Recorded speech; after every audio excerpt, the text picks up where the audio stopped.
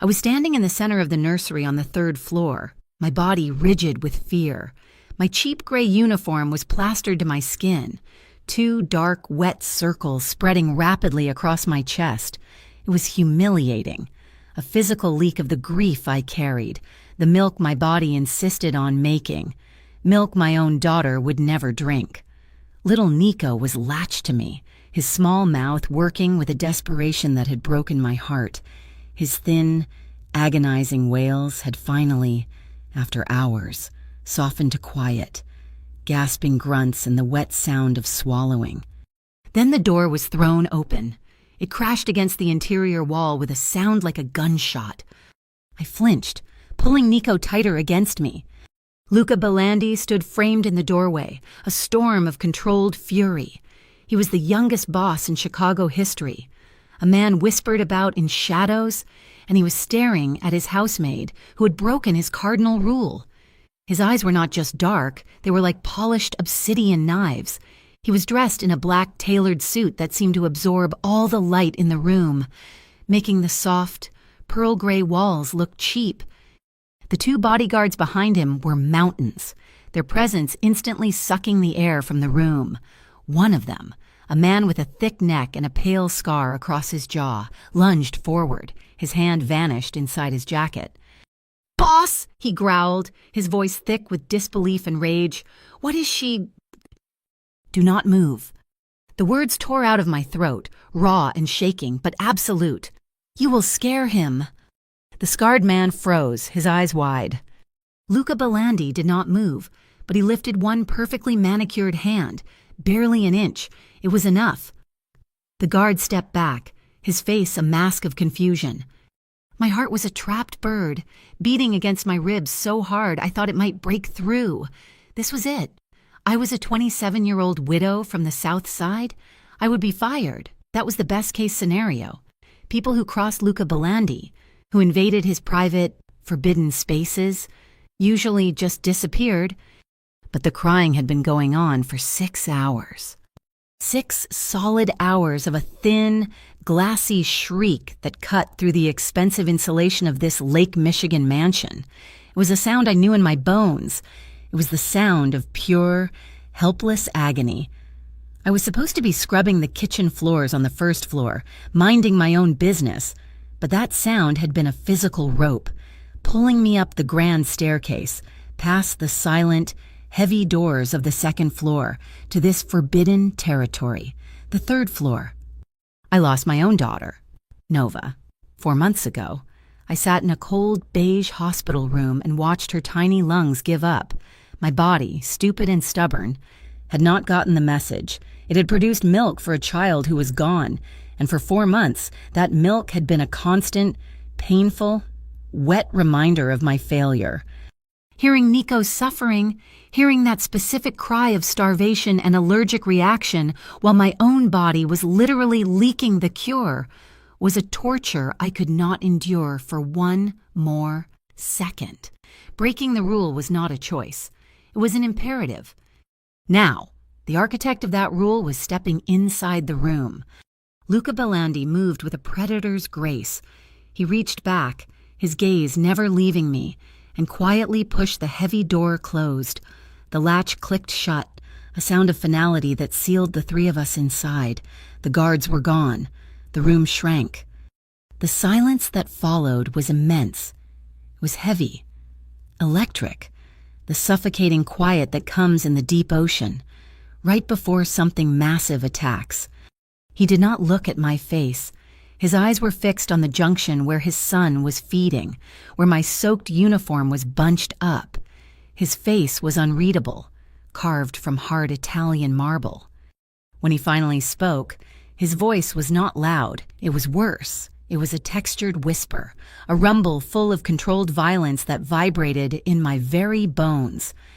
"Do you know what you are doing?" I held his gaze. I was terrified.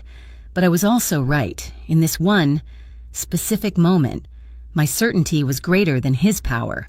"Saving your son," I said. My voice was clearer this time, cutting through the expensive air. I watched the muscles in his jaw work, a tiny, furious rhythm. He was at war with himself, I could see it.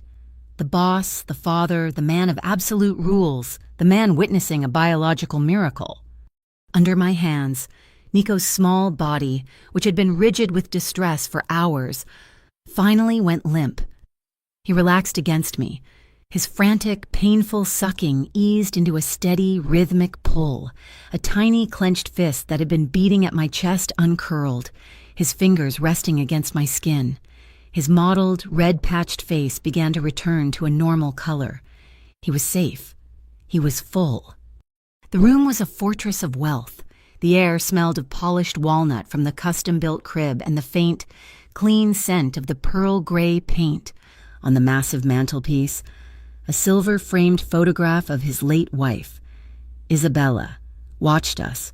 She was beautiful, smiling, frozen in time. This room was a shrine, filled with every expensive solution money could buy.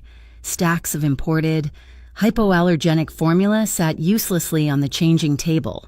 They were poison to him. Luca Bellandi's gaze flickered to the heavy gold watch on his wrist. It was a meaningless habit, a gesture of control in a situation he could not control. His entire empire, his arsenal of men and weapons, his ruthless reputation, all of it was completely useless here. He could not stop his son's body from rejecting the formula. He could not stop the screams. But I could. The silence stretched again, and this time, I had to be the one to fill it. The truth was the only currency I had left. My name is Aisha Monroe. The words rushed out, tumbling over each other. I'm 27 years old. I live on the South Side. I had to take a deep breath. The next part feeling like swallowing glass. I had a daughter, Nova. She passed away 4 months ago. I looked down at the sleeping child in my arms, his face peaceful for the first time today. My body, it did not stop. I looked back up, forcing myself to meet those terrifying eyes. I still have milk. It was not an explanation. It was a confession. I was not attacking his child. I was not defying his power. I was doing the one thing his millions could not. Luca Bellandi looked at me for what felt like a full year. The calculation in his eyes was cold and terrifying. He was reassessing. He was no longer seeing me as the help, the invisible woman who scrubbed his toilets. He was seeing me as something else, an asset, a threat, a dangerous necessity. When he spoke again, his voice was stripped bare of all pretense, all menace. It was just raw. What do you want, Aisha? It was a test. He expected a price. Money, protection, a new car, a house. He expected me to leverage this moment. I shook my head. A small, tired movement. I looked away from his intense stare and down at the child, his chest rising and falling in a steady, healthy rhythm. I want nothing, I whispered, only for him to not be in pain. That was the truth. It was the purest truth I had ever spoken, and it was the one answer he was not prepared for. It shattered the tension in the room, landing like a stone in a silent pond. He studied me, his head tilted slightly. He saw the soaked, cheap uniform. He saw the dark circles of exhaustion under my eyes. He saw the genuine, profound relief that the child was no longer screaming. Luca Bellandi, the man who ruled Chicago's shadows, stepped back from me. He broke a lifetime of ironclad rules, a code of violence and mistrust. He gave one sharp, decisive nod. "Continue," he commanded. The word was barely a whisper, but it landed with the force of a gavel. He turned, his movements precise, and left the nursery, closing the heavy door softly behind him. I was left alone in the pearl gray silence, still holding his son. The terror began to fade, replaced by a strange, humming clarity. I knew, with absolute certainty, that my life and his had been altered forever. I sat there in that opulent nursery, the heavy silence broken only by the quiet, rhythmic sound of Nico feeding. My world had just tilted on its axis, spinning off into some unknown territory. How did I even get here? It felt like a lifetime ago, but it had only been a few months. It started. As everything truly terrible in my life seemed to, with money, or the precise, suffocating lack of it. The bills from Nova's hospitalization were a mountain of sterile white paper that had buried me alive. They were stacked high on my tiny, peeling kitchen table in the South Side, smelling of sharp ink and impossible, terrifying numbers, tens of thousands of dollars. The American medical system does not care about your grief. It just wants its payment on time. I was working 2 jobs, scrubbing floors in an office building downtown and serving bitter coffee to commuters. And I was still drowning. Then I heard about the Belandi job. A friend of a friend knew someone who worked for the agency. They pay cash, she had whispered, her eyes wide, as if the name itself was dangerous. Big money, Aisha. But you see nothing. You hear nothing. It is good pay for good silence. I did not care if I was cleaning up for the devil himself. I needed that money. I needed to bury those bills just as I had been forced to bury my daughter. My interview was not with Luca Belandi. Men like him do not interview the household staff. I met Matteo. He was the consigliere, the chief advisor, though I did not know that specific word for him then. He was polite, impeccably dressed in a suit that probably cost more than my car, and he looked at me with eyes that were not really eyes. They were scanners. They measured my worth, my reliability, and my potential for trouble. He asked me very few questions about cleaning. He asked me if I had family in Chicago. I told him no, not anymore. He asked me if I was reliable. I told him I was desperate. He must have liked those answers. He hired me on the spot. He gave me the tour of the first 2 floors, his polished shoes making no sound on the imported marble. He ended the tour in the massive, echoing main hall. "Your duties are the first and second floors only," he had said, his voice smooth and final like polished stone. He pointed a long, manicured finger toward the grand, sweeping staircase that led up into the shadows. "You do not, under any circumstances, go to the 3rd floor." It was a command, not a suggestion. Later that week, I was scrubbing the foyer marble on my hands and knees. I saw the official staff rulebook left on a hall table. It was a thick, leather-bound volume. On the very first page, in bold, capitalized letters, "Do not go to the 3rd floor." I remember snorting, a quiet, bitter sound lost in the huge space. What was he hiding up there, a dragon? A vault full of gold bullion? I truly did not care. For the kind of money he was paying me, I would happily pretend the 3rd floor did not even exist. The house itself was a character. It was less a home and more a beautiful, cold fortress perched right on the edge of Lake Michigan. The entire back wall of the main living area was glass, stretching from the floor to the 20-foot ceiling, looking out onto a vast, churning expanse of gray and green water. It was stunning, but it felt terribly exposed. I saw the diagrams once, left out on a desk during a security systems check, a complex map of the property, covered in lines for cameras, sensors, and escape routes.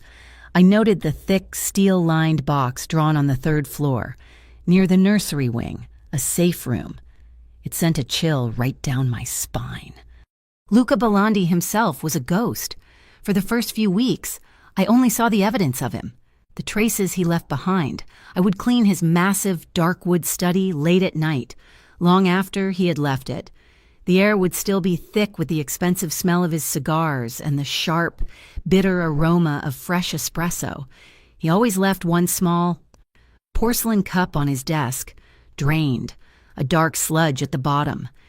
Sometimes, usually very late, when I was finishing the downstairs floors, I would hear the piano. It was never a full song, just fragments, dark, angry chords that seemed to shake the walls, or a high, thin melody so achingly sad it made my chest physically hurt. He was a man defined by his heritage. I saw it on the walls, in the rows of oil paintings of stern-faced ancestors who looked down at me with disapproval. I saw it on his own skin, just once. He was walking through the kitchen early one morning, wearing only a pair of black sweatpants.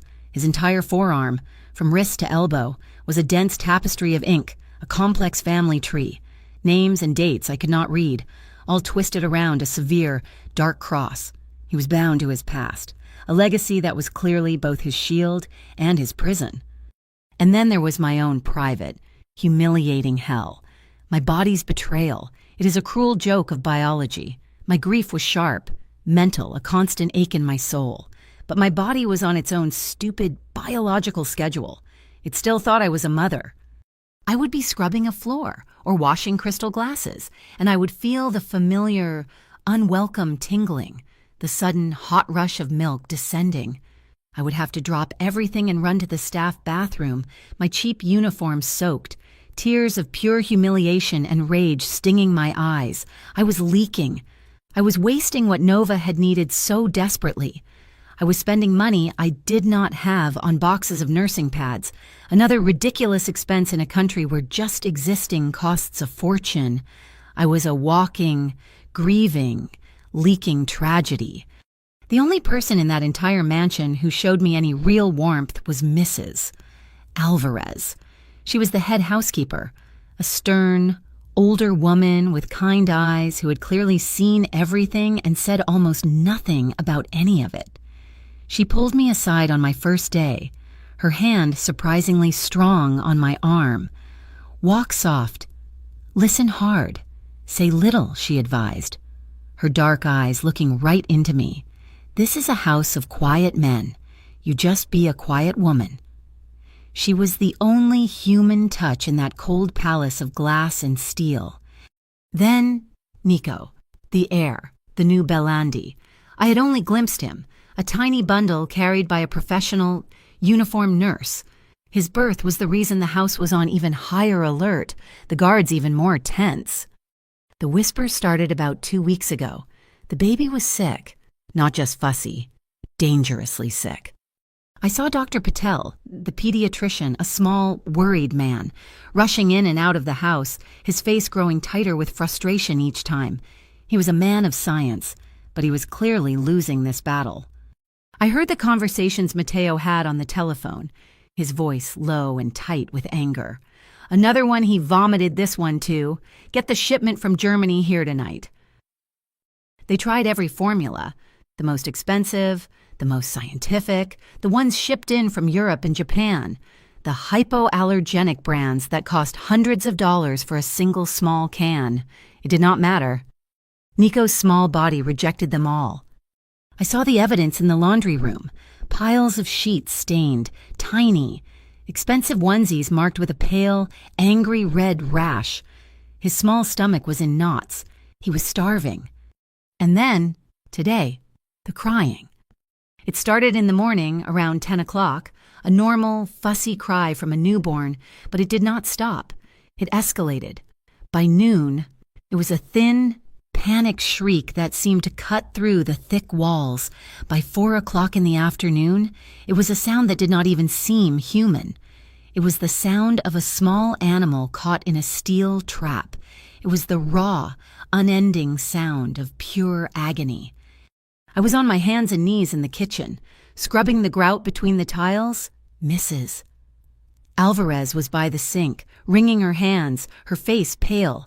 The guards outside the door were pacing, their presence making the air crackle. The whole 3-story house was vibrating with this one. Tiny, tortured sound. 6 hours. He had been screaming without pause for 6 solid hours. I could not take it. I could not be a party to it. I stood up, my legs shaking. "Mrs." Alvarez looked at me, her eyes wide with fear. "Aisha, no, it is not your place." I did not listen to her. I walked out of the kitchen, my heart pounding a drumbeat against my ribs. I was a housemaid. I was nobody. But I was also a mother, and my body was full of the answer. I passed Mateo in the main hall. He put a hand out, blocking my path to the stairs. "The first floor only, Miss Monroe. Go back to your duties." "He is starving," I said, my voice shaking but fierce. "He is in pain. Listen to him. Can you not hear him?" He looked at me, his scanner eyes cold, trying to figure out my angle, my motive. I just pushed past his arm. I took the stairs 2 at a time, my cheap shoes silent on the thick carpet runner. I found the nursery. The door was closed, but the screaming was overwhelming. as if the wood itself was vibrating. I did not knock. I just turned the handle and opened the door. The nurse on duty was in the corner, her hands over her ears, her shoulders shaking. She was crying. Nico was in his crib, his face a terrifying shade of purple-red, his tiny limbs rigid, his mouth open in that unending, silent shriek because he had no air left to make sound. I did not hesitate. I scooped him up. His small body was hot, damp with sweat. I sat in the plush rocking chair, unbuttoned my uniform, and did the only thing I could.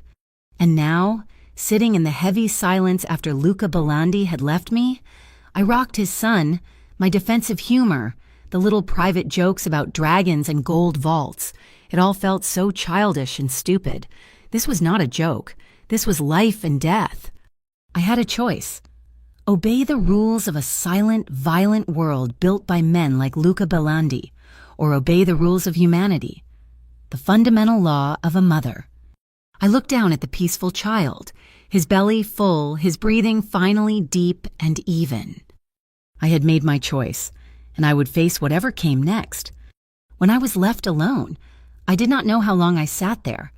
I just held him, this child who was not mine, and rocked him in the pearl-gray silence. My mind was empty of everything except the small weight in my arms and the sound of his breathing. It might have been 20 minutes or an hour before the door opened again, this time without knocking, but softly. Luca Belandi returned, and he was not alone. Matteo, the consigliere, was behind him, his face pale and rigid, his eyes fixed on me as if I were a live bomb. Mrs. Alvarez was also there, her hands clasped so tightly her knuckles were white. "She will stay here," Luca said to Matteo, his voice low and clipped. His eyes were on his son. "Move her things from the staff quarters. She will take the guest room adjacent to the nursery." Matteo looked like he was going to be physically ill. "Boss, if I may," he began, his voice a strained whisper. "A background check, a full medical panel, the security implications." "She saved his life, Matteo," Luca cut him off, the words sharp as steel. "You brought me every specialist, every imported formula, and Dr. Patel, none of them stopped the screaming. She did." He turned his gaze to me. It was cold, analytical. "Dr. Patel is on his way. He will draw your blood. You will sign a medical release, and you will sign a non-disclosure agreement so thick it could stop a bullet. You are now officially on the 3rd floor. This is a medical arrangement." Matteo's jaw clenched, but he nodded. He understood an order. "I will have the papers drawn up immediately." Mrs. Alvarez just looked at me, her eyes filled with a terrifying mixture of pity and awe. My life changed in that instant. My gray, cheap uniform was gone, replaced by soft cotton clothes provided for me. My small, damp room in the basement was gone. I was moved into a guest suite that was larger than my entire South Side apartment. It had its own bathroom, stocked with expensive, unscented soaps, and a window that overlooked the turbulent gray waters of Lake Michigan. I was no longer a housemaid. I was a prisoner, a necessity, a living prescription. My new life was measured in 3-hour increments. That was the schedule. Day and night. Nico needed to eat every 3 hours. I started a logbook, the same kind I had kept for Nova. A small, simple notebook where I wrote down the time of each feeding, the duration, any changes in his skin, his mood, his breathing. It was a clinical, detached record. It was the only way I could process what was happening without letting my grief swallow me whole. It was the only way I could pretend this was a job. The house was quiet, but the world outside was not. The paparazzi had already been sniffing around the Belandi compound for weeks, ever since Isabella's sudden death and the birth of the heir. They must have photographed the multiple ambulances, the frantic visits from Dr. Patel. Now, the quiet was just as suspicious as the screaming had been. The whispers started online, on the dark, gossipy blogs that tracked families like the Belandis, Belandi heir in critical condition. Then, mystery woman saves the Don's son, and the one that made my blood run cold, Belandi weakened by crying baby, rivals taking note. Luca was aware of the rumors. The tension in the house thickened. The guards doubled at the gates. But the nursery, in the middle of the night, became a strange, isolated bubble of peace. At first, I was alone during the 3 o'clock in the morning feeding, just me and Nico and the quiet hum of the air purifier. Then, on the third night, the door opened and Luca Belandi walked in. He did not turn on the main lights. He just stood in the shadows by the door, watching us. I was sitting in the rocker, Nico feeding quietly in my arms. I did not say anything. I was terrified to break the spell. He just stood there for 20 minutes, silent.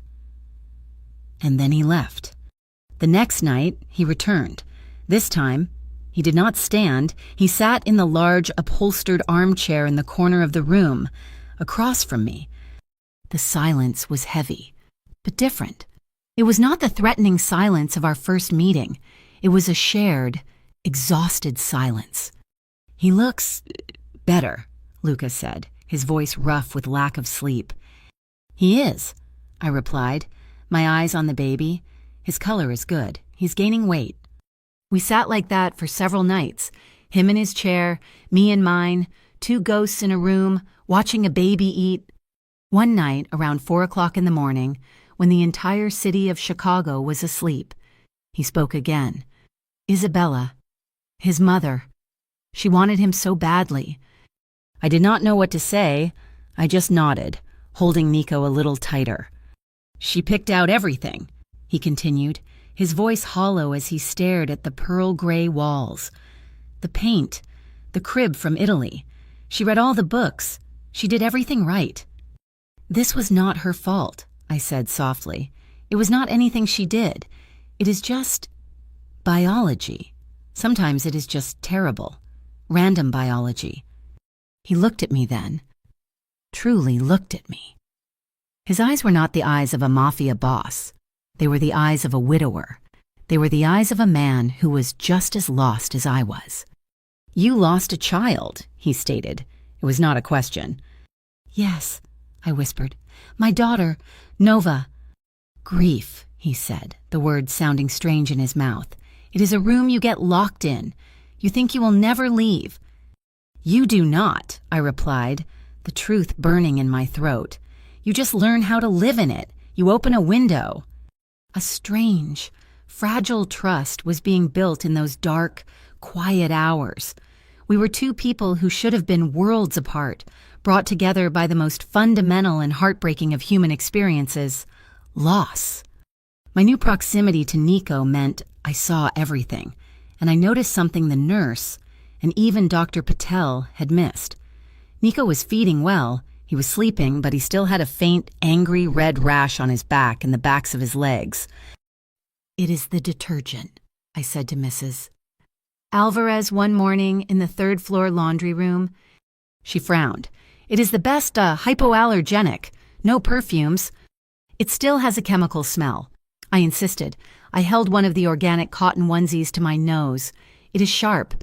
Nova had this. Her skin was sensitive to everything." I went to Luca. It was the first time I'd ever sought him out. I found him in his study, the room smelling of cigars and old books.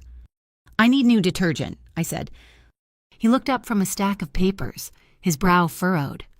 "For Nico's clothes," I clarified, "just simple, organic Castile soap, and all his linens need to be boiled in plain water. Whatever is on them now is irritating his skin." He stared at me for a second, then he nodded to Matteo, who was standing in the corner.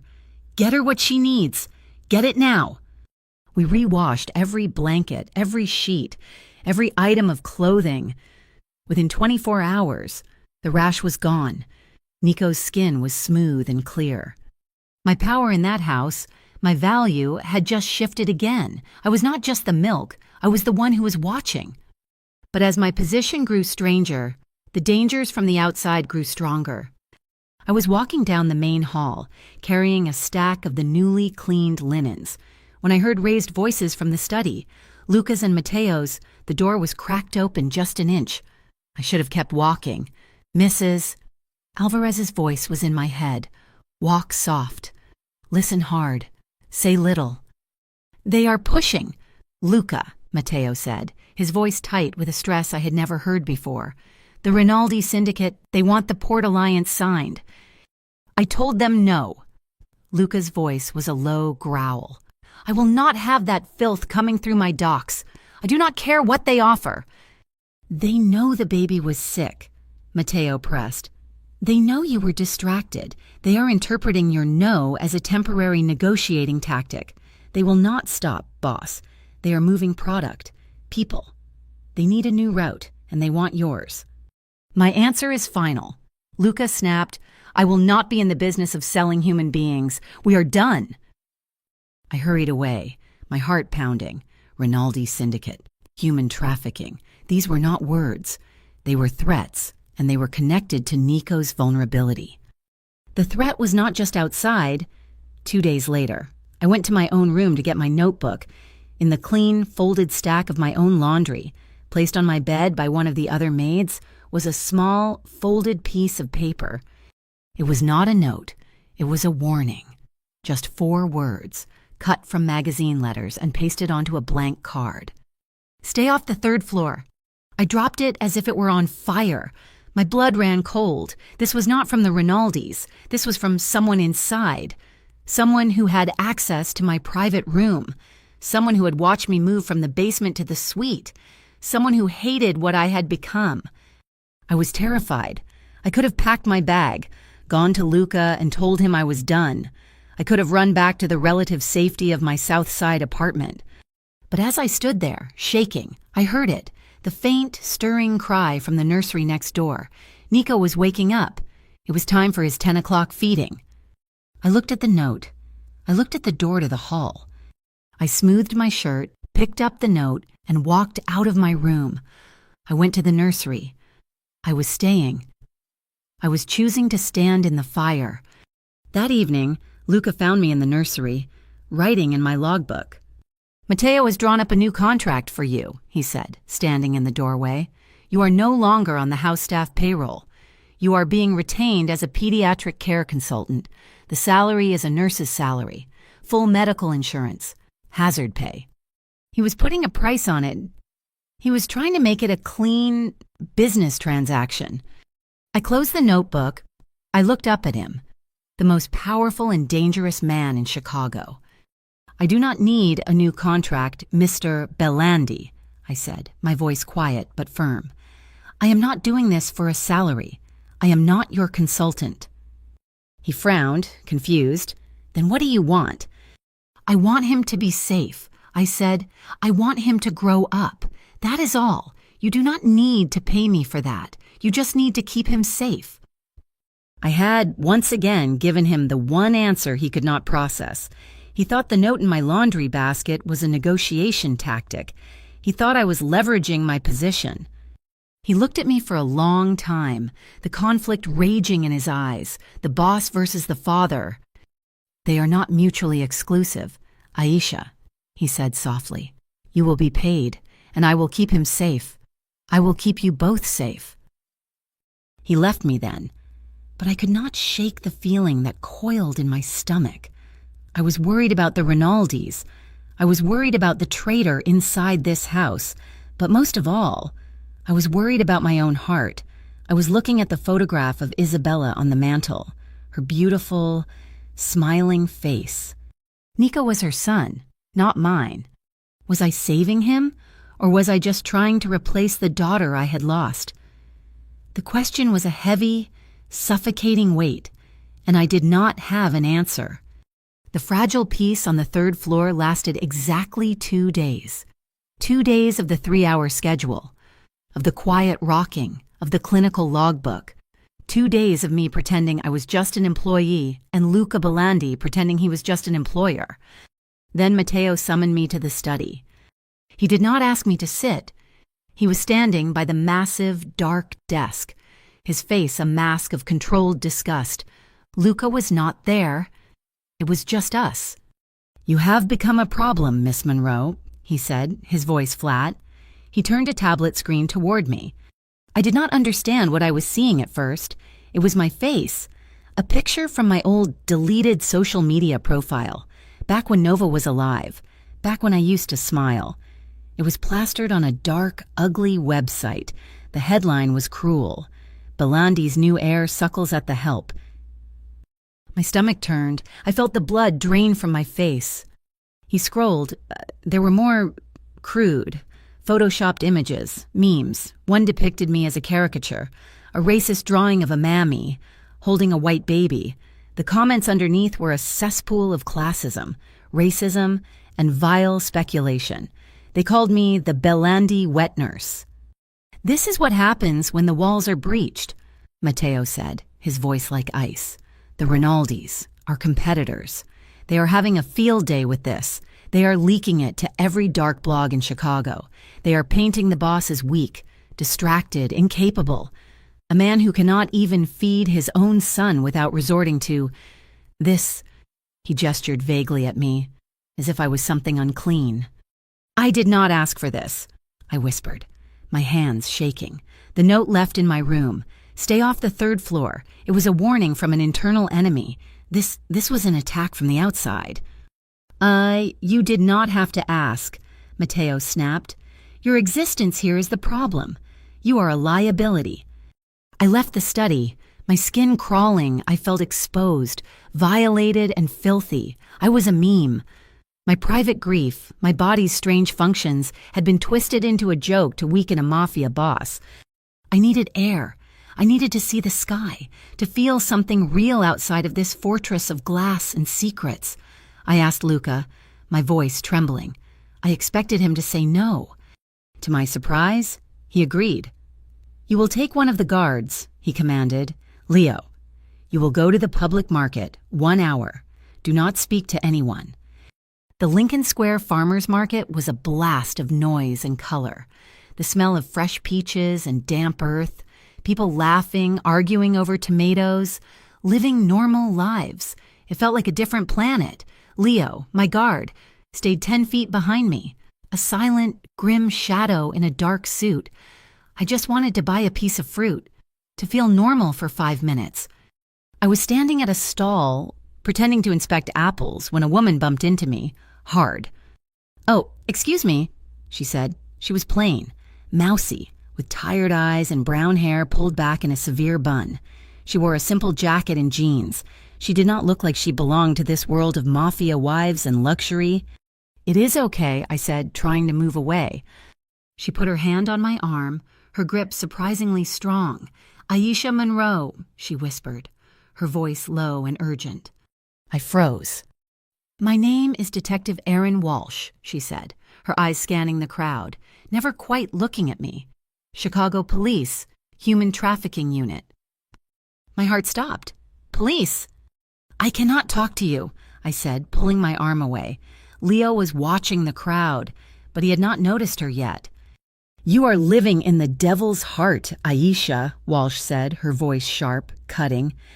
"You are closer to Luca Belandi than anyone. You are in that nursery, in his private wing. You see things, you hear things." "I do not know what you're talking about," I stammered, grabbing a random apple, my hand shaking so hard I almost dropped it. "The Rinaldi Syndicate," she said, ignoring me. "They move people through the ports. So does Belandi. They are just fighting over the territory. These men are monsters. They sell children." "No," I said, a sudden, fierce protectiveness rising in me. "He does not. He refused." Walsh's eyes finally snapped to mine, sharp and sudden. "He refused what?" I realized my mistake. I had said too much. "I have to go." She grabbed my wrist again.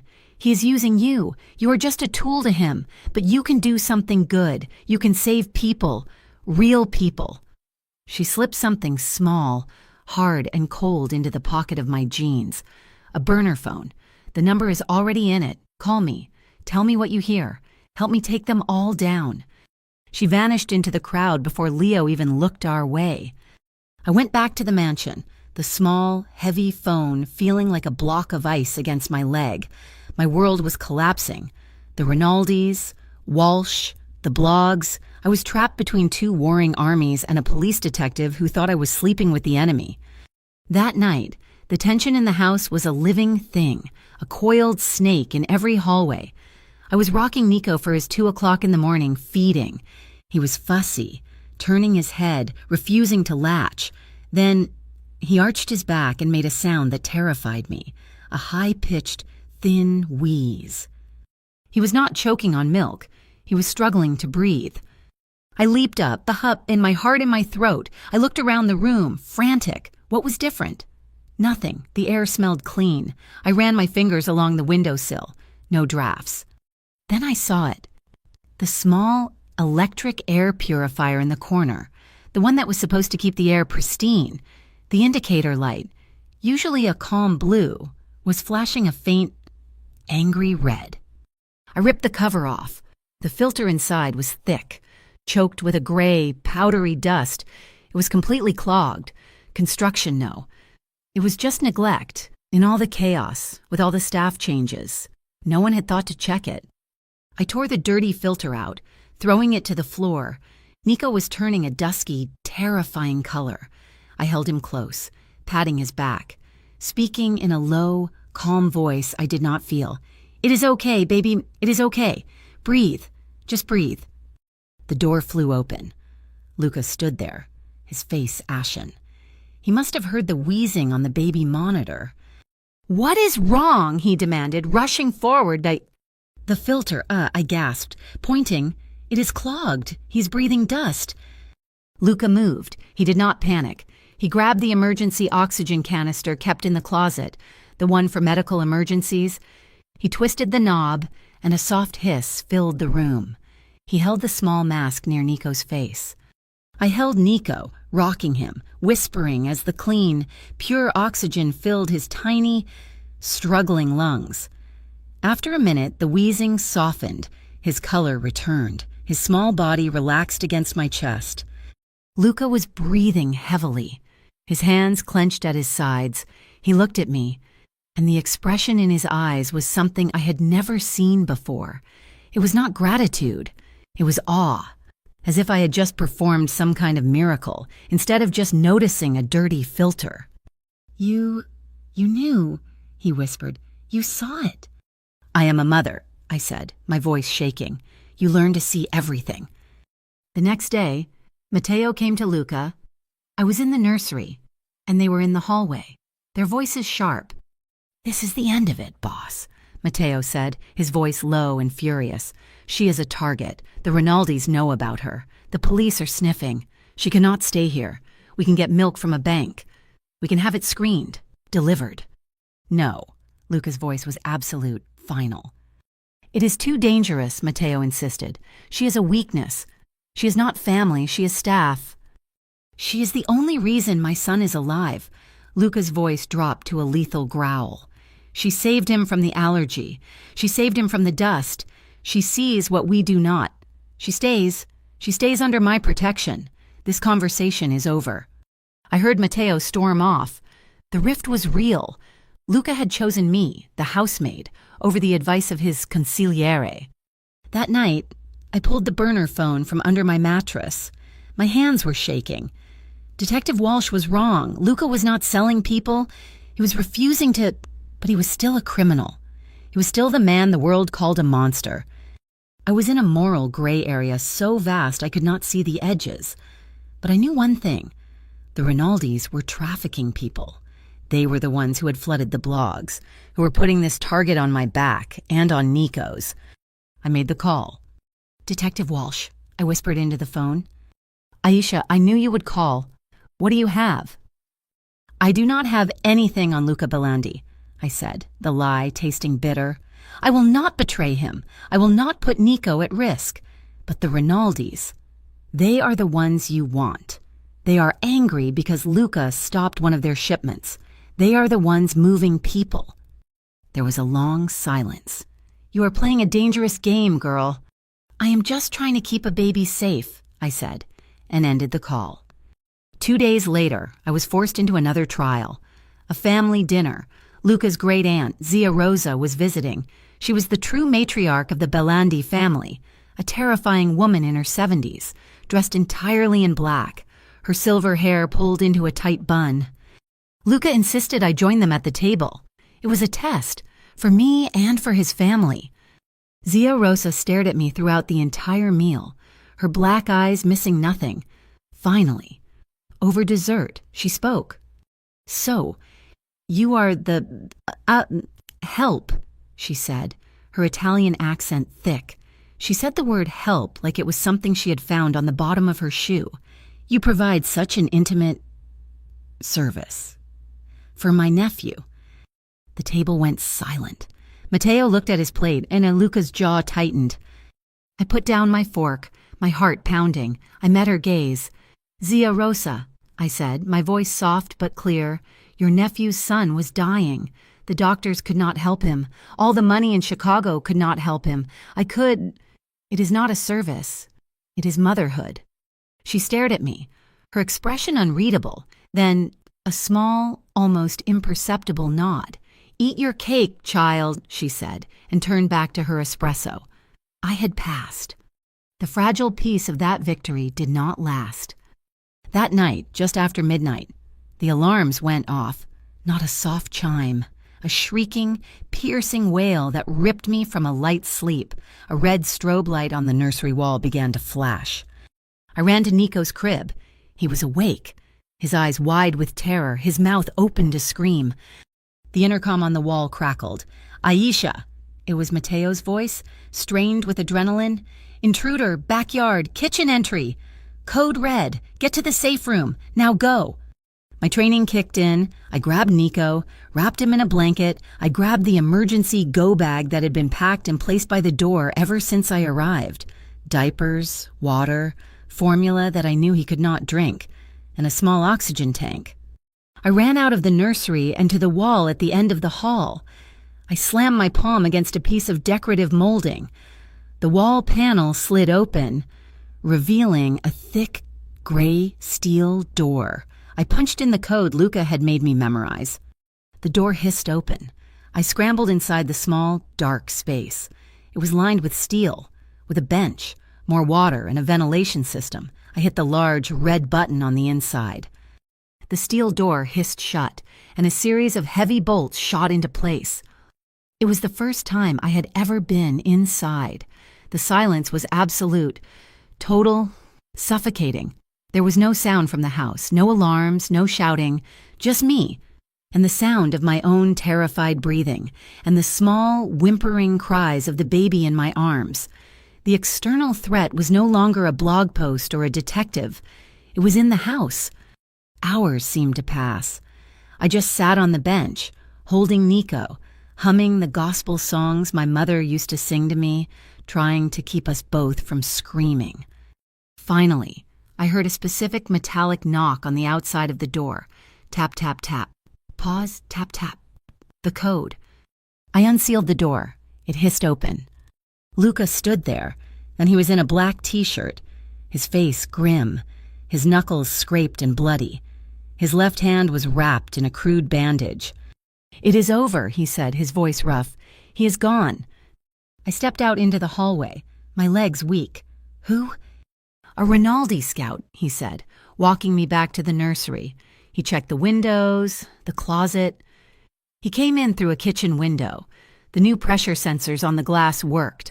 Matteo's men caught him in the yard. He flexed his bandaged hand. "Are you okay?" I asked, looking at the blood. "It is nothing."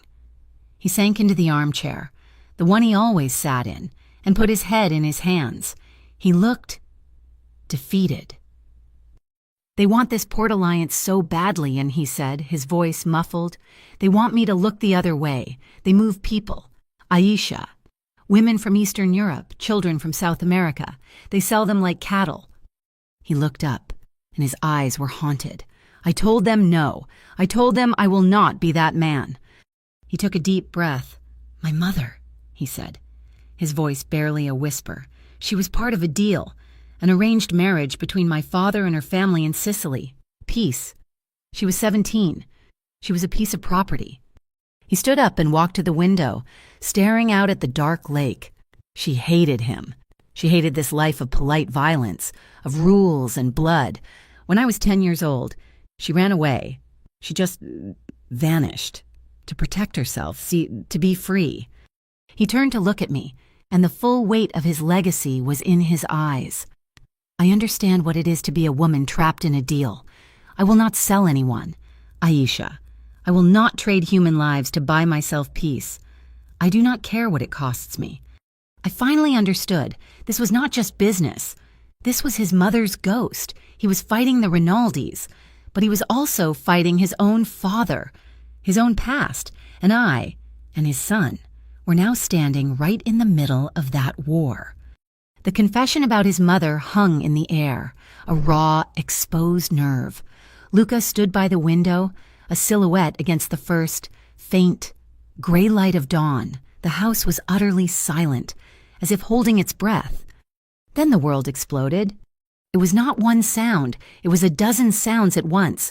The deep, guttural roar of multiple heavy engines right outside the gates, the unmistakable, sickening crunch of the main gate collapsing, a chorus of angry, male shouts. And then the power died. The entire house plunged into absolute blackness. The air purifiers, the soft nightlights, the digital clocks, everything went silent. The emergency lights in the hallway clicked on, casting a terrifying, pulsing red glow. Aisha, Luca's voice was no longer a whisper. It was a roar of pure command. He crossed the room in 2 strides, grabbing me by the arm. The safe room, now. Before I could even move, the first floor erupted, the sound of gunfire, a rapid, popping barrage that was not a warning. It was an invasion. It was followed by the catastrophic, musical shatter of the massive, 2-story glass wall overlooking the lake. The wind and the cold air of the lake rushed in. A physical, howling presence. Luca shoved me toward the hallway. Go, go. Do not stop for anything. I did not need to be told. I scooped Nico from his crib, my hands shaking so violently I could barely grab the go bag. Nico, ripped from sleep, took a deep, shuddering breath and began to scream. I ran into the red-lit hallway. Luca was right behind me, but he did not follow me to the safe room. He veered left, toward the main staircase that led down into the battle. Luca! I screamed over the sound of shouting and breaking glass. Get him safe! He bellowed back, and then he was gone, a shadow disappearing into the chaos. I ran. My feet pounded on the thick carpet. The safe room was just ahead. The steel panel was still open from the last time. I fumbled for the keypad, my fingers slipping on the buttons. A new sound. Boots. Heavy, pounding steps coming up the service stairs at the end of the hall. Not Luca's men. They were already deployed. This was someone else. The keypad chimed. The thick steel door hissed open. I threw the go bag inside, my heart trying to claw its way out of my chest. A man appeared at the end of the hall.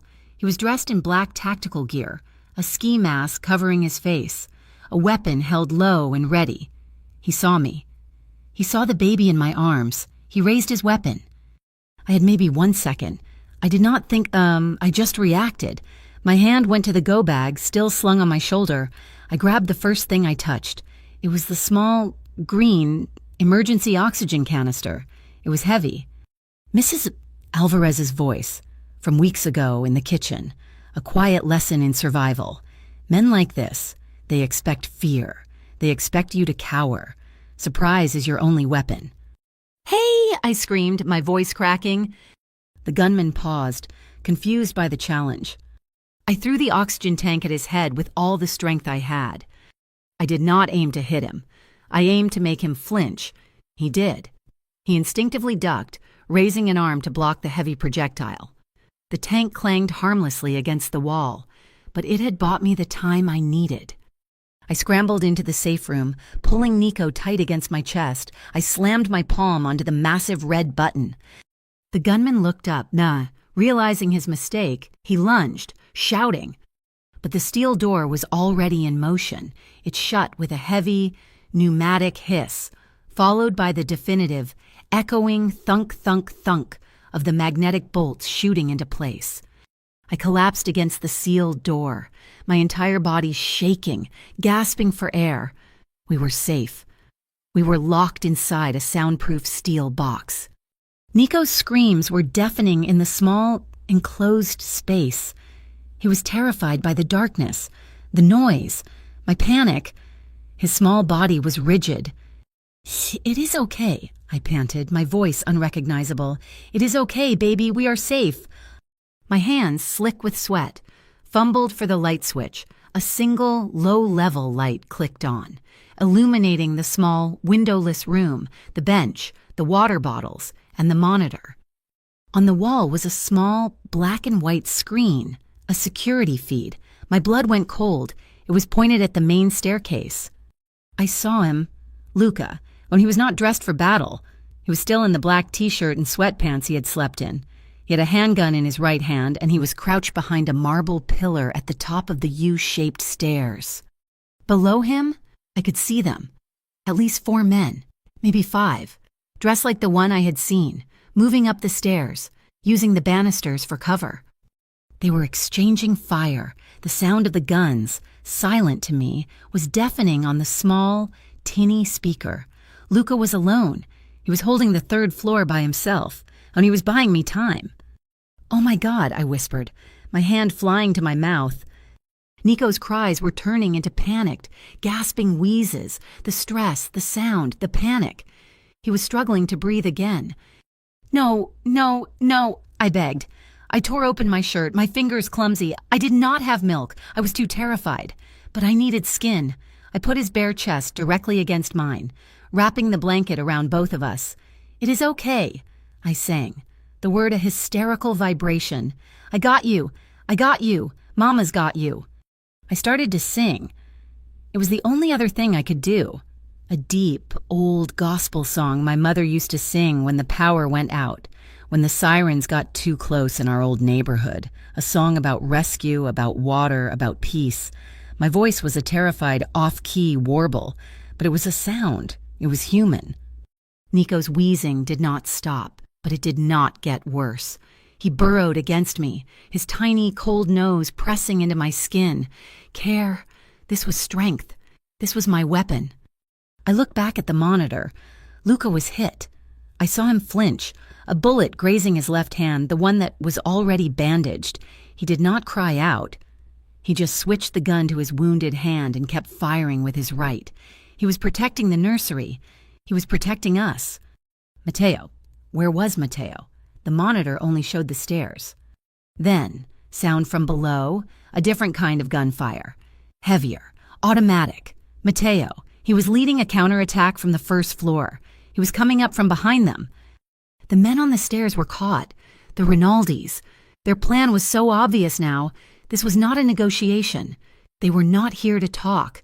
They were here to take me, and to take Nico, to get the leverage they needed to force Luca to sign the port deal. My pocket, the burner phone, Detective Walsh. My hands were shaking so hard I could barely pull it out. I still had a signal. The safe room must have had its own small, independent cell booster. I dialed the number. "Walsh," she answered on the first ring, her voice wide awake. "They are here." I gasped, my eyes glued to the screen, where Luca was now descending the stairs, firing, moving toward his men. "The Rinaldis, they are in the house. They are trying to take the baby." "Why, where are you?" she demanded. "Are you safe?" "Safe room, 3rd floor. Luca is hurt." I was babbling. "Listen, you were right. They want the port, but they are not just here." I remembered the phone call. The call I overheard between Luca and Matteo. Rinaldi is moving product. He needs a new route. "He has a warehouse," I whispered, my mind racing. A secondary location. I heard Matteo say it, near the river. Calumet. A red brick building. That is where they must be holding them. The people they are trafficking. That is their main operation. They are stretched thin tonight. They sent their best men here. For us. Go there. Go there now. I did not know if it was right. I was just guessing. I was throwing another oxygen tank, but this time into the whole city. "On my way," she said, and the line went dead. I watched the screen. The fight was over. It was brutal and fast. Luca was standing at the bottom of the stairs, swaying slightly. Matteo was at his side, shouting into a radio. The intruders were down. I sat on the bench, my body a single, resonating tremor. Nico was finally quiet, just small, shuddering breaths against my chest. A full 10 minutes passed, an eternity. Then the knock. Tap, tap, tap. Pause. Tap, tap. I moved, my limbs stiff, robotic. I hit the red button. The bolts retracted. The door hissed open. Luca was standing there, and he was covered in sweat and plaster dust. His left hand was wrapped in a bloody, makeshift rag. His face was a mask of pure, primal exhaustion. We just stared at each other. We were alive. The house was a war zone. The air smelled of gunpowder and the cold, wet lake. Shouts echoed from the first floor. Luca stepped into the safe room. He looked at me and then at his son, who was asleep, safe, against my skin. He did not touch me.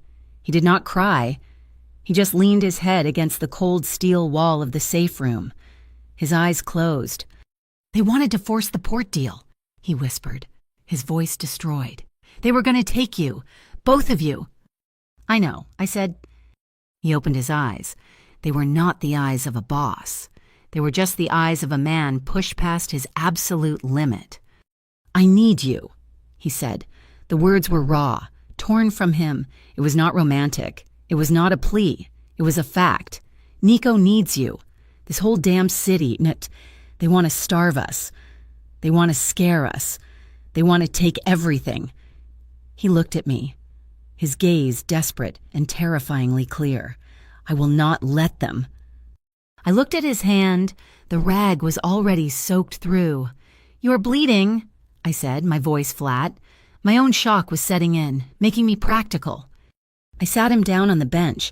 I grabbed the first aid kit from the go bag. My mother had been a nurse. She had taught me to be calm, to handle blood. I unwrapped the rag. It was a clean shot, through the fleshy part of his palm. Ugly, but lucky. I did not say anything. I just took the antiseptic, the sterile needle, the surgical thread. I poured the stinging liquid over the wound. He did not even flinch. He just watched my face. As I pushed the needle through his skin, pulling the first stitch tight. Our roles were laid bare. He had just protected this house with violence. I was protecting his son with my body. And now, I was stitching him back together. We were saving each other. An hour later, the house was full of police, not Walsh, local police, handling the break-in. Matteo was dealing with them, his face like stone, spinning a story about a robbery gone wrong. I was in the nursery, which was untouched, when Matteo came in. We got a call," he said, his voice strange. He looked at me with new, confused respect. "While we were cleaning up, the cops, a separate unit, hit a Rinaldi warehouse on the Calumet River. A massive trafficking bust. They found 24 people in a container. They arrested everyone." My heart leaped. It had worked. "And they caught her," Matteo said, a strange satisfaction in his voice. "She was at the main gate, in her car, watching, waiting for her men to bring you out." "Who?" I asked, rocking Nico, though I already knew. "Elena Rinaldi," he said, "the head of the snake." He paused, looking at me. She used to be Luca's friend when they were kids, before her family and his separated. She knew the layout. She knew the blind spots. She knew he had a son. Elena, a woman. She was the one behind the blogs, the memes, the attack. A childhood friend turned rival, who knew exactly which wound to pour the salt in. The days that followed were a blur of cold efficiency. The mansion was not a home. It was a fortress being methodically rebuilt. The shattered floor-to-ceiling glass wall was replaced, not with more glass, but with a seamless, transparent polymer that Matteo assured everyone was bulletproof up to a .50 caliber round. Security teams swarmed the property, installing new sensors, higher fences, and a biometric system that required my thumbprint to even enter the third-floor hallway. I was no longer just a resident. I was part of the security protocol. The outside world was a different kind of explosion. My anonymous tip to Detective Walsh, combined with the Rinaldi's failed and very public assault, had brought the entire syndicate crashing down. The warehouse bust on the Calumet River was the largest human trafficking case in Chicago history. Elena Rinaldi's face was plastered across every news channel. Her cold, beautiful features a mask of fury as she was led away in handcuffs. The data I had provided, a guess born of desperation, had unspooled a thread that led to dozens of shell companies, implicating city officials and port authorities. But the media, in its relentless hunger, found an even better story. They found me. I do not know who leaked my name, or the picture from my first day, a grainy shot of me in my gray uniform, but the headline was everywhere. Housemaid saved the air. I was catapulted from anonymity into a bizarre, terrifying spotlight. I was a folk hero. I was a gold digger. I was a brave protector. I was a classless interloper. The same blogs that had posted racist memes of me now hailed me as some kind of working-class Joan of Arc. I was caught between public adoration and intense, invasive scrutiny. Photographers with long lenses were camped out on boats on Lake Michigan, trying to get a single shot of me through the new bulletproof windows. I stopped leaving the house. The third floor, once my prison, then my sanctuary, now felt like the only safe place on earth. 2 weeks after the attack, Luca summoned me to his study. The room was clean, the smell of gunpowder and fear long gone, replaced by the familiar scent of espresso and old books. He was sitting behind his desk, his left hand, the one I had stitched, resting on the polished wood. A faint, puckered red scar was the only sign of the wound. "You are not safe," he said, his voice flat. It was a statement of fact. "You will never be safe. Not really. They are gone, but there will always be others. You are tied to me now. You are tied to my son." I stood before his desk, my hands clasped in front of me. "I know. Matteo has drawn up a new contract." He pushed a thick, leather-bound document across the desk. "It is not a retainer. It is a lifetime protection agreement. You are, for all legal purposes, under the permanent protection of the Belandi family. This is binding." He then pushed a second, thinner folder toward me. "This is your new position. You are no longer a consultant. You are the pediatric care manager for the Belandi estate. The salary is listed. It is obscene." He said the word without humor. "It also includes a full scholarship to the university of your choice for you to complete your registered nurse license. Should you choose to do so, your duties will be to care for Nico and to stay alive." I looked at the papers. It was a life, a golden cage, but a life nonetheless, a future. "Thank you, Mr. Belandi," I said, my voice quiet. "Luca," he said, his voice rough. He stood up. "My name is Luca. I think you have earned the right." I nodded, took the folders, and left. Later that afternoon, as I was rocking Nico in the nursery, Mrs. Alvarez came in. She did not say a word. She just came over to the chair, her face full of a quiet, solemn emotion I could not read. She took my right hand. She pressed something small, cold and heavy into my palm and closed my fingers around it. I opened my hand. It was a ring. It was old, a simple gold band set with a single, small, dark stone. "This was my mother's." "Mrs." Alvarez whispered, her eyes shining with tears. "It was her mother's. It is the ring of the women who keep the family alive, the women who do the real work." She patted my hand, her own rough with a lifetime of labor. "You are one of us now. Aisha, you are famiglia." My own tears came then, hot and sudden. It was not a contract, or a salary, or a bodyguard. It was this small, worn-out ring from a woman who saw me, who understood the sacrifice, the care. This was acceptance. The next day, I made a call. I used my new secure phone to call my old landlord in the South Side. I still had the apartment, still paid the rent, though I had not been back in weeks. I told him I was sending a check, a very large check. Then I called a lawyer, a community organizer I knew from my old neighborhood. "I want to start a fund," I said, my voice firm. "I am wiring an initial amount. I want it to be called the Nova Fund." I spent the next hour explaining. It would be a small, hyper-local foundation. It would provide free breast milk from a certified bank to mothers on the South Side who could not produce their own. It would buy hospital-grade respiratory equipment, oxygen monitors, and air purifiers for low-income families with newborns. The exact things I knew would have helped Nova. The exact things that had saved Nico. I hung up, a fierce, clean joy cutting through the fear. My grief had a new shape. It was not a hole anymore. It was a structure.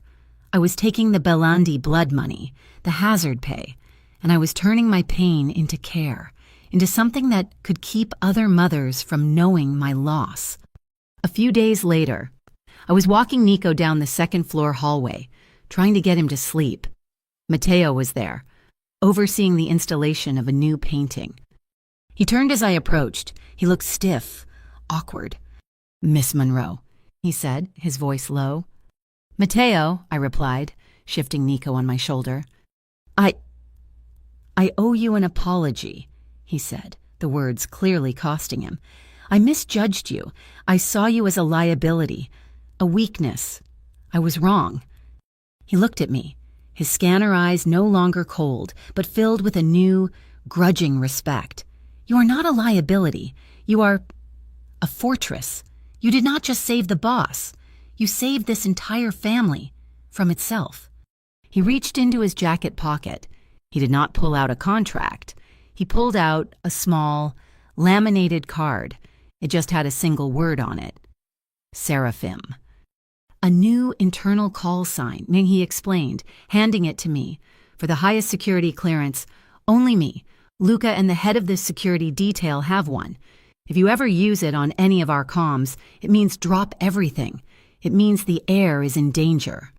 This, I knew, was a gesture of trust deeper than any ring, more binding than any contract. He was giving me a key to the entire kingdom, a panic button that would bring the whole Belandi army running. I was no longer the help. I was the center. The house began to find a new rhythm, a rhythm of healing. The shouting was gone, replaced by the hum of construction, and then by quiet. One evening, I came out of the nursery and saw Luca and two of his men struggling. They were moving the massive black grand piano from the dark, unused music room. "Where are you putting it?" I asked. "Here," Luca said, gesturing to the main living area, the one with the new, bulletproof wall overlooking the lake. "It is too quiet in this house." That night, a new ritual was born. After Nico's 9 o'clock feeding, I would bring him downstairs. He would be sleepy, warm in his blanket. I would sit on the massive sofa, and Luca would sit at the piano. He would play, not the angry, dark chords I used to hear from the study.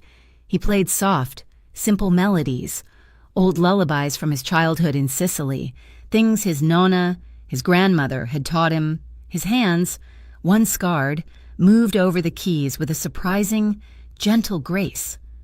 We would just sit there, me, Nico, and him, no talking, just the music, the sound of the lake outside, and the quiet, steady breathing of a healthy child. We were three broken, shipwrecked people who had washed up on the same shore, and we were building a raft. I looked at him, his face softened by the dim light, his eyes closed as he played. I was not his employee. I was not his prisoner. I was here because I had chosen to stay. I had chosen to stand in the fire. I was here because of Nico, but a new, terrifying, and undeniable truth was blooming in my chest. I was also here because of him. I was falling for him, for this impossible, violent, gentle man, and I did not know what to do with it. This was not a fairy tale. He was a mafia boss, a killer, a man who lived in a world of shadows I could never truly understand. A week later, the first snow of the season fell. It was quiet, peaceful. The city was muffled, clean. Luca found me in the nursery, just standing by the window, watching the flakes drift down over the dark, churning water of the lake. Nico was asleep in his crib. "Aisha," he said, his voice soft. I turned. "Walk with me," he said. We bundled up, and for the first time, we left the house together, just the two of us. We walked out the back, onto the massive stone terrace, down the steps to the small, private beach. The wind off the lake was bitingly cold, but I felt strangely warm. We were surrounded by a perimeter of unseen, heavily armed men, but it felt like we were the only two people in the world. We stood at the water's new, icy edge. The snow was collecting on the sand. "I have not been out here since Isabella," he said, his voice quiet, the wind snatching at the words. "I hated this view. It was the last thing she saw." "It is beautiful today," I said, watching a flake land on his dark coat. He was silent for a long time. Then he turned to me. "I told you about my mother," he said, "how she was sold, how she was property. My father, he never loved her, he just owned her." He took a breath, his gaze intense. "That is not what this is. I do not want to own you. I do not want to trap you in a golden cage. Aisha, I want you to be free. The contract, the money, the scholarship, that is all for you. So you can leave. So you can build your own life whenever you want." My heart ached. He was giving me an out. "But I do not want you to," he whispered, and the words were torn from him, raw and honest. "I want you to stay, not for Nico, not because you owe me. I want you to stay for me." He reached into his pocket. He did not kneel.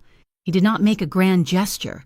He just stood in front of me, this impossible broken man, in the falling snow. He pulled out a ring.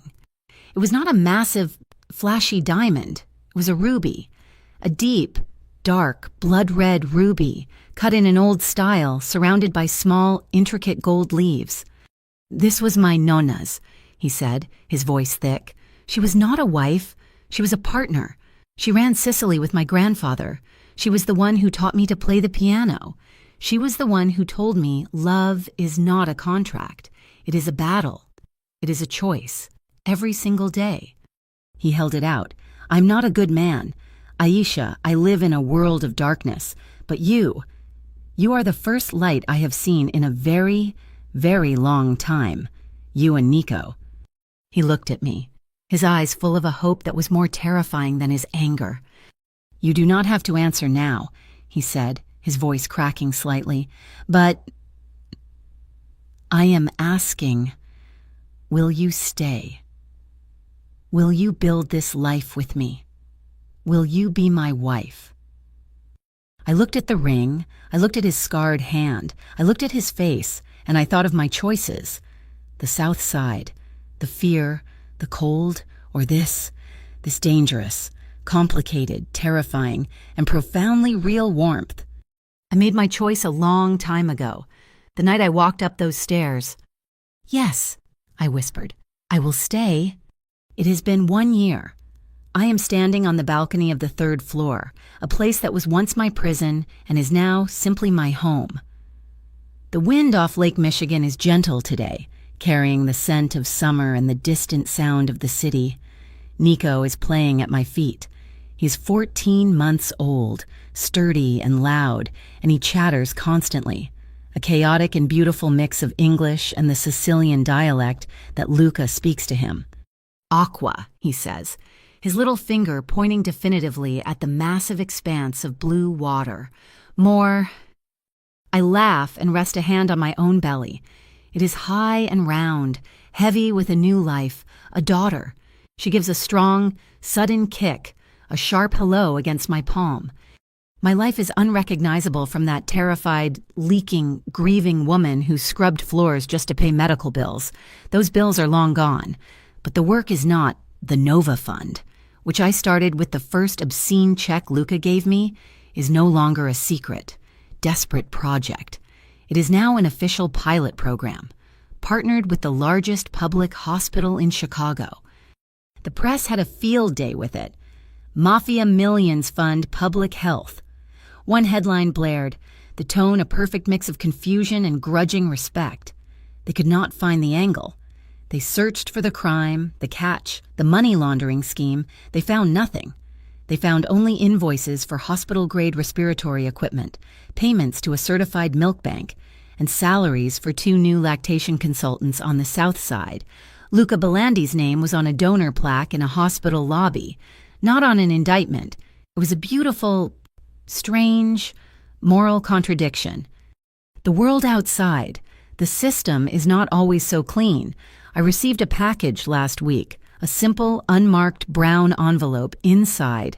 There was no threatening note, just a brief message from Detective Aaron Walsh. Figured you should know who really put the target on your son.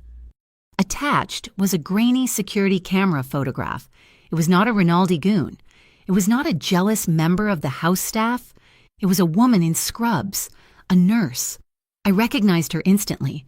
She'd been on Dr. Patel's team, one of the many specialists who had come through the house during those first terrible weeks. She had seen Nico's agonizing allergy. She'd seen my arrival. She'd seen the solution. And then she had sold that information to a Rinaldi-owned gossip blog for, as Walsh later told me, $500. I'd been so terrified of the monsters in the shadows, but the first betrayal, the one that put us all in the crosshairs, had come from the light.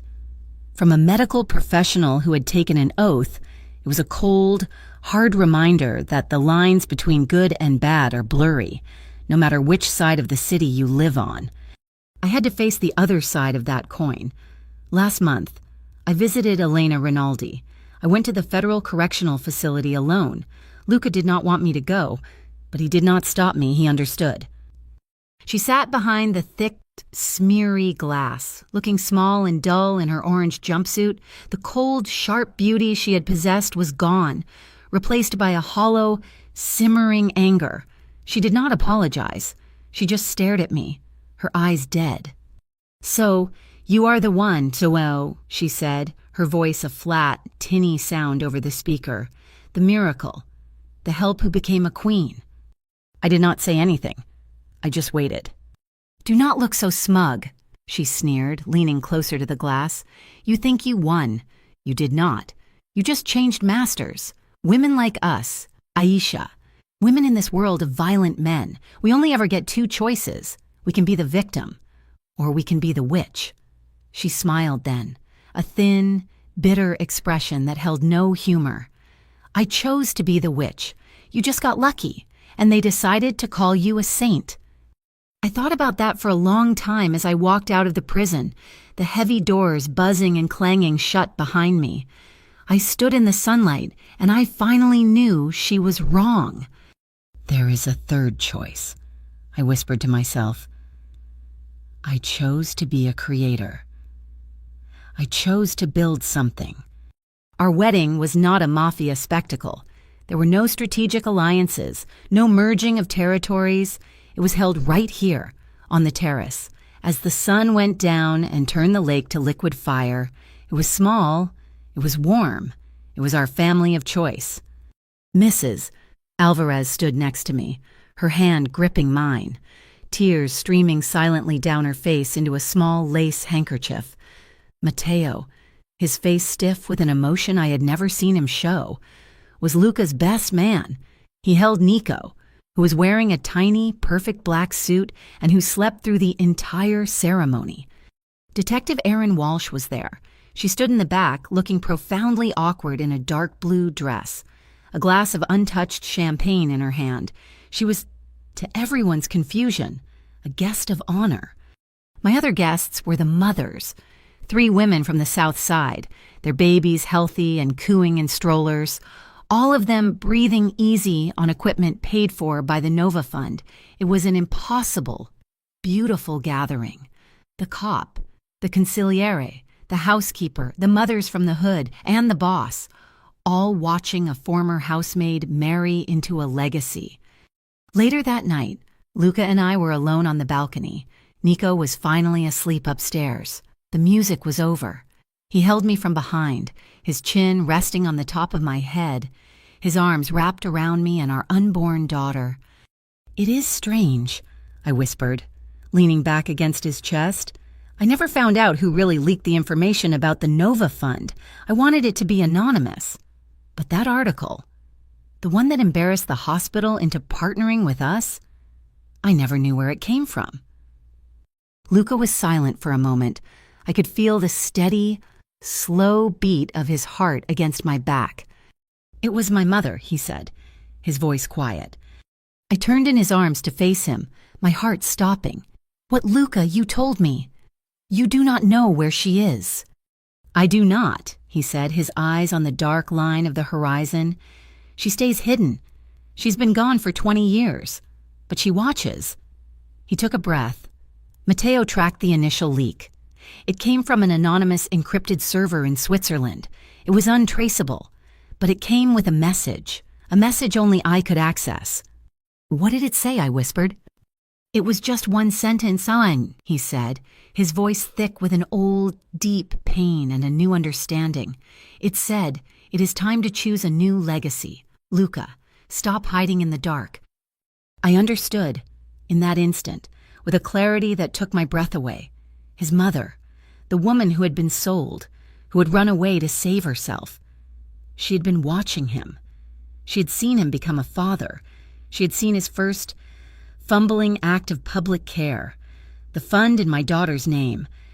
She had not exposed him to hurt him. She had exposed him to save him. She had forced his hand, pushing him out of the shadows, not with a gun, but with a press release. She had seen the light in him, the light I had seen, and she had forced him to show it to the world. She was not controlling him. She was liberating him from the cycle of violence his father had trapped him in. The very next day, the Chicago papers ran a new story. The main editorial, the one that ran on the front page, had a familiar headline. His next move surprised the entire city. But the article was not about the Rinaldi takedown or a new turf war. Luca had given his first ever public interview. He had announced his next project.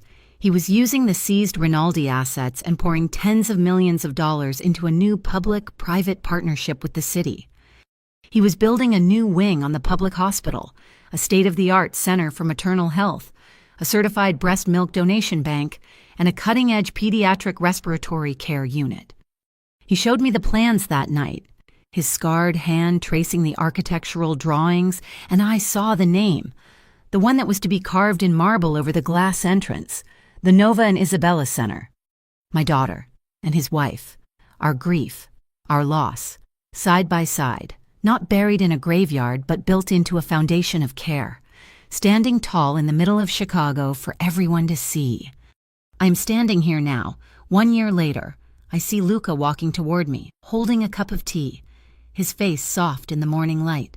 I see my son, laughing as he stacks his blocks. I feel my daughter, kicking, ready to join us. Elena Rinaldi was wrong. You do not have to be a victim or a witch. You can be a builder. We did not leave the darkness. Luca and I, we did not run from it. We just lit a lamp inside it. Thank you for listening to this story.